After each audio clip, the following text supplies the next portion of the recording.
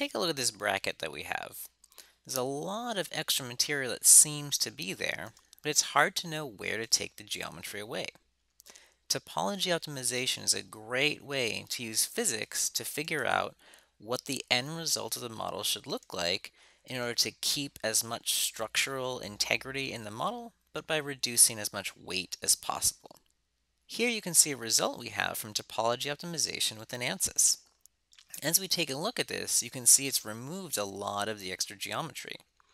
But we might want to make further edits to the design to prep it for additive manufacturing. You'll notice it took away a lot of the geometry within the pads. We see that we might want to smooth some areas out. And also you'll notice some inconsistencies with the STL file. Some triangles are inverted and we have overconnected edges. This is no problem for SpaceClaim. We can easily go through and autofix to repair a lot of the common errors that occur in STL files. But we can do more than just that. We can take and actually merge real geometry back into the model to add material back to the STL file. This can be invaluable when trying to edit and make changes to an STL file. And last but not least, we can do a shrink wrap on a model. What that means is we'll use a new STL file to wrap a blanket over this design.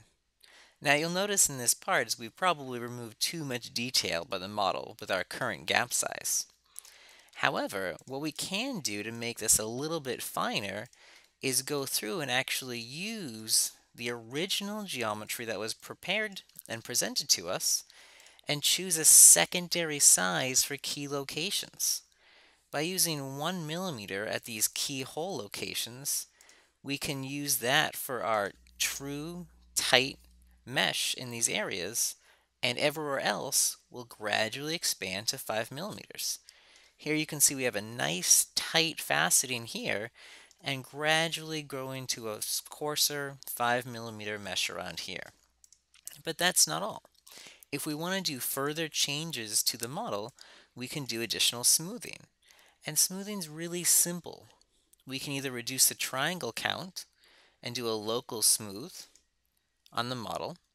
Increasing the angle threshold will actually go through and break sharp edges on the design.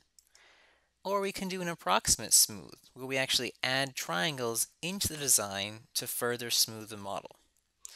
With just a few simple tools, you can drastically smooth and clean up STL files from topology optimization to feed this directly into a 3D printer.